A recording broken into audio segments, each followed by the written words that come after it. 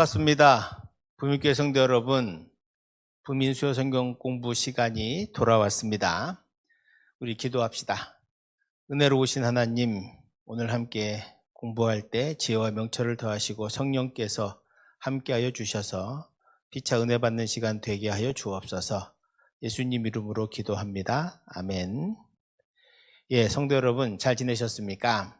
오늘은 이제 기독론 두 번째 시간, 우리 주님의 친구들이라고 해서 우리 주님께서 이제 어떻게 불리시는가를 이제 살펴보려고 합니다. 성경에서 그리스도를 무엇이라고 하는가? 지난 시간에 예수 그리스도에 대해서 배웠고, 이분이 참 하나님, 참 인간이다 라고 하는 것을 배웠습니다. 또 하나 배운 게 주는 그리스도시요 살아계신 하나님의 아들이다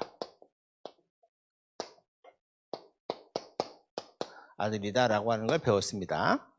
우리가 가장 많이 쓰는 건 예수 그리스도잖아요. 예수 그리스도. 그러면 우리가 이제 그리스도가 도대체 무슨 뜻이냐? 예수님을 부르는 칭호가 여러 가지가 있습니다. 뭐 인자도 있고요.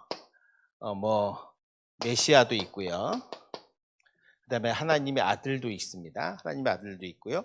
그 다음에 주도 있습니다. 여러 가지 다양한 이름으로 불리는데 우리가 가장 중요하게 이름 부르는 건 예수 그리스도입니다. 그 그리스도가 무슨 뜻이냐? 오늘은 첫 번째 시간으로 메시아 또 그리스도라고 하는 뜻이 무언가를 한번 배워보려고 합니다. 히브리어로 메시아라고 하는 말을 그리스도로 옮기면 그리스토입니다. 그러니까 뜻은 기름 부음을 받은 자, 원뜻은 기름 부음을 받은 자다라고 하는 뜻입니다. 즉 여러분 구약으로 하면, 그러니까 구약의 용어 언어로 히브리어로 하면 메시아고 헬라어로 하면 그리스도다라고 하는 거예요. 그러니까 이거 뭐예요? 같은 말이라는 같은 말. 메시아가 곧 그리스도다. 우리가 흔히 예수님이라고 하지만 항상 예수 그리스도라고 하는 말을 붙입니다. 바로 그리스도는 예수 메시아, 예수 그리스도, 이게 같은 말이죠. 단지 히브리어로 하느냐 헬라어로 하느냐의 뜻입니다. 그 뜻은 기름 부음을 받은 자다라고 말하는 겁니다. 도대체 기름 부음 받는 것이 뭘까라고 하는 거예요. 자, 이스라엘에선 신이나 왕이 어떤 특별한 임무를 부여하기 위해서 특정한 사람에게 기름을 부어서, 올리브유 기름을 부어서 성별하는, 즉 구별하는 예식이 보편화되어 있었습니다. 그러니까 성경에는 기본적으로 기름을 누구한테 붓냐? 첫 번째는 왕에게 붓죠. 자, 사무엘이 사울 왕에게 기름을 붓습니다. 그 기름을 붓는다는 건 뭐예요? 일단 기본적으로 구별되었다는 거예요. 구별, 성별이기도 하죠. 그러니까 기름 부었다는 것은 특별한 하나님의 임무가 있다고 하는 거죠. 다윗도 사무엘이 기름을 부었습니다. 두 번째, 메시아의 역사적 변화를 보면요, 예언자 시대에는 정치적으로나 종교적으로 적으로부터 해방시켜주고 지상의 하나님의 공의에 의해 다윗 왕국을 재건할 임무를 하나님이 보내주실 것인데 그 인물을 메시아라고 불렀다. 그러니까 이게 예언자 시대라고 하는 것은 다윗 이후에, 솔로몬 이후에 이제 남왕국, 남유다, 북이스라엘로 갈라진 다음부터 이제 예언자들이 많이 나오잖아요. 그때 이야기입니다. 예언자 시대에는 정치적으로나 종교적으로 적으로부터 해방시켜주고 지상의 하나님의 공의에 의해 다윗 왕국을 건설할 임무를 하나님이 보내주실 거다라고 믿었다는 거예요. 근데 그 인물을 뭐라 그러냐? 메시아라고 부른다.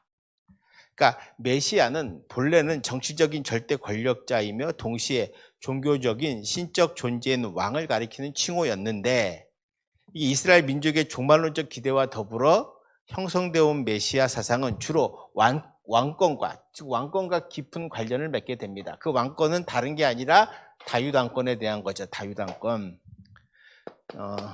이게 그러니까 예언자 시대, 즉 남유다 북이스라엘 시대에 오면 다윗 왕에 대한 기대가 커지죠. 왜냐하면 이스라엘 역사 속에서 다윗 왕이 가장 강력하고 위대하고 힘이 센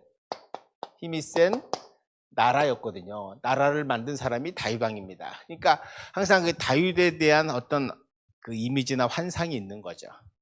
근데 우리가 잘 알듯이 남유다나 북이스라엘 시절에 나라가 제대로 돌아가지 않았거든요. 조그만 나라가 남북으로 갈린 다음에 끊임없이 외후 내환에 바깥으로는 외적으로는 외적의 침입이 있죠. 아시리아, 아수르의 침입, 그 다음에 바벨론의 침입, 애굽의 침입, 뭐 이런 등등의 외적의 침입이 많았어요. 또 뿐만 아니라 그 옆에 뭐 아람족, 뭐 특히 모압족, 뭐 아모리 등등등, 뭐 블레셋 이런 등등의 외침을 끊임없이 당하고 있었어요. 내적으로는 어때요? 타락하게 되고, 종교적인 타락, 하나님을 제대로 믿지 못하니까 타락하게 되고, 부패하게 되고, 서로 남과 북이 서로 싸우고, 서로 내전 상태에 있고, 이런 상태에 있다 보니까 이제 국민들이 힘들고 어려운 가운데 있었단 말이죠. 힘들고 어려운 가운데 있으면서 많은 고난을 겪게 되고, 그러면서 우리를 구원해 줄 왕을 기다리게 되는 거죠. 우리 이 어렵고 힘든 이 어려운 시기를 구해줄 수 있으면 좋겠다라고 하는 거예요. 이게 나중에 이제 더 가면 나라가 망한 다음에 바벨론에 끌려가고 또 다른 사람들은 다 떠돌아다니고 나라를 잃어버린 상태에서는 더 강력하게 메시아 사상을 가지게 됩니다.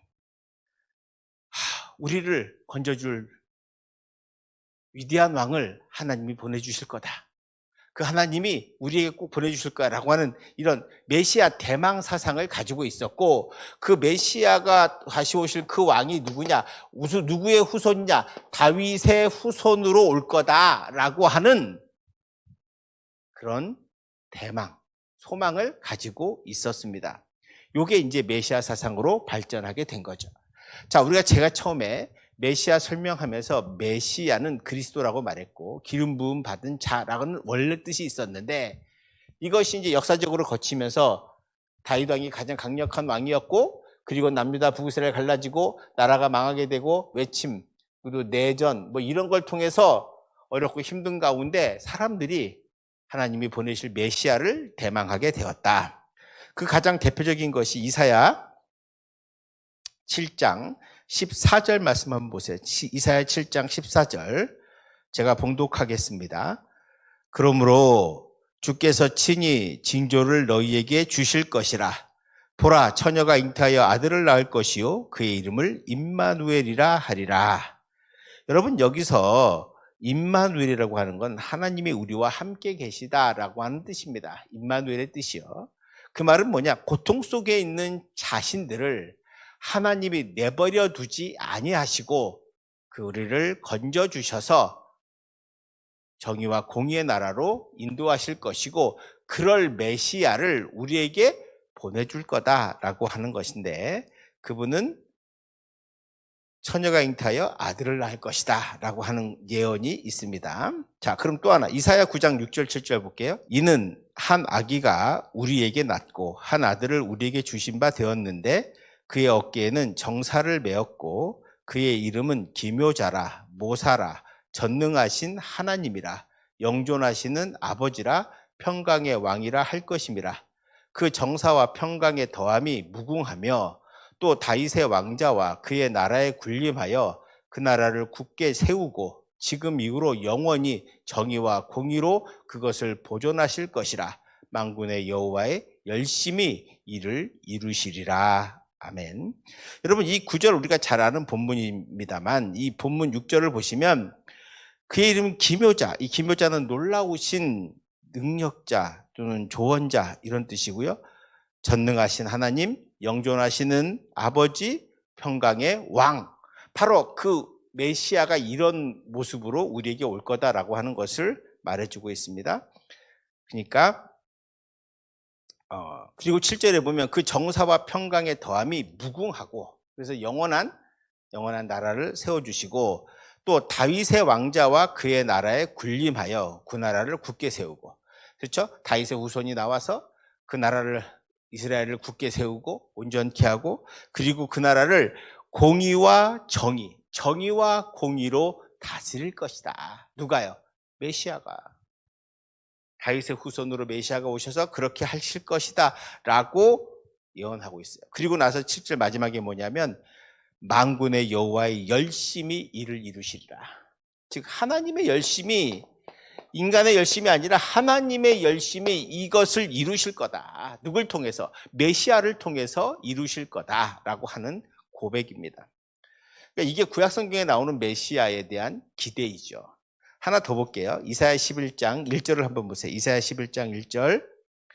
이새의 줄기에서 한 싹이 나며 그 뿌리에서 한 가지가 나서 결실할 것이요. 여기서 말하는 이새의 줄기는 바로 다윗의 자손을 말하고 있습니다.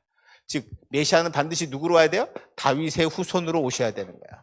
또 어떻게 오셔야 돼요? 처녀의 몸으로 오셔야 되는 거예요. 그분이 누구예요? 임마누엘이에요. 임마누엘. 이 임마누엘, 하나님이 함께 하시는 분이다.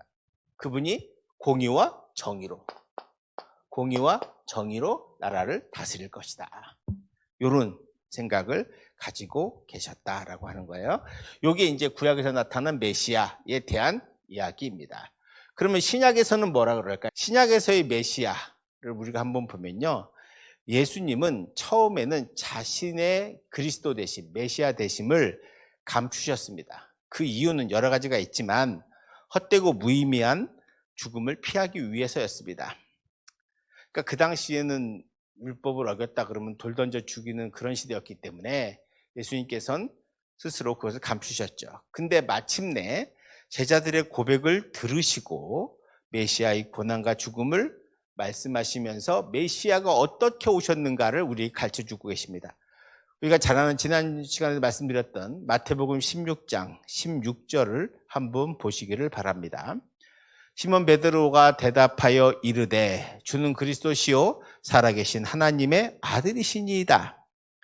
여러분, 이 고백은 지난주에도 말씀드렸습니다.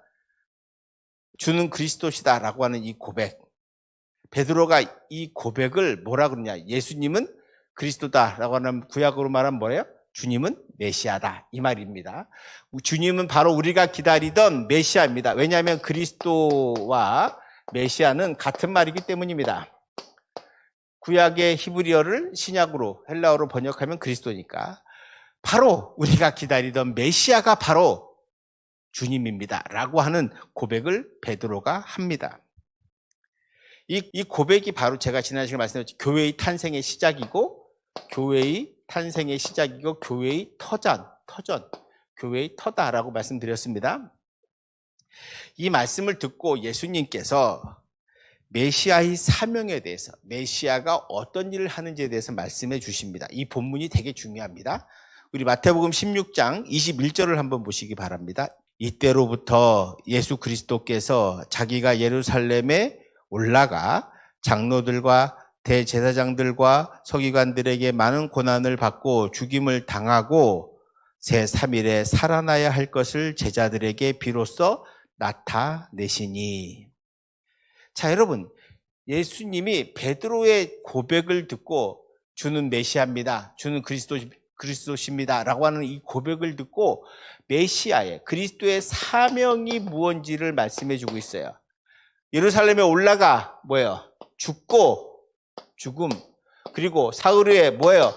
부활하셔서 죽고 부활하실 거다. 이게 핵심이에요. 자, 우리가 다 배웠잖아요. 예수 그리스도의 십자가의 죽음이 우리의 죄를 용서하시고 부활을 통해서 영원한 생명을 우리에게 주셨습니다. 이 죽음과 부활을 다 합쳐 뭐라 그래요? 구원이라 그래요. 구원의 역사. 그냥 구약에서 말하는 메시아는 자기들을 잘 살게 해주고 권력 주고 그 다음에 공의와 정의가 펼쳐지는 나라가 될 거라고 하는 생각이었지만, 하나님의 생각은 뭐예요?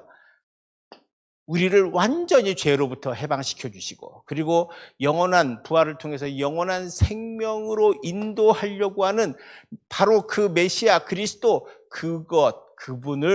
그것을 사명으로 주셨다.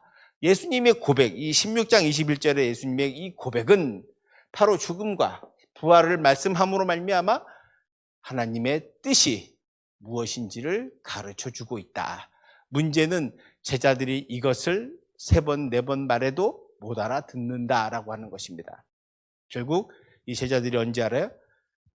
예수님이 죽으시고 사흘 후에 부활하시고 그리고 제자들에게 나타나셔서 제자들을 가르치고 나서 성령의 은혜를 받았을 때 비로소 예수님의 죽음과 부활, 메시아가 어떻게 이렇게 해서 오셨구나, 사명이 이거였구나라고 고백하는 거예요.